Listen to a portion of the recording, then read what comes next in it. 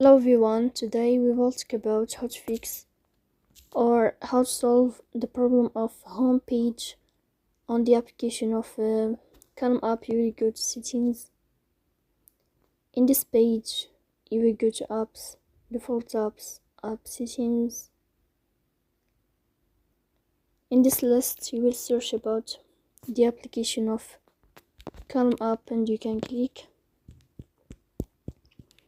Then this page of app info, you will click on first stop and you will click OK. After that you will enter to the window of storage.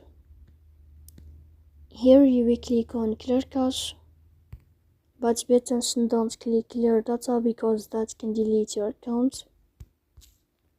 In the end you can turn off your Wi-Fi and you can wait a moment to turn on your Wi-Fi or to restart your Wi-Fi again. So please don't forget to support us by like and subscribe.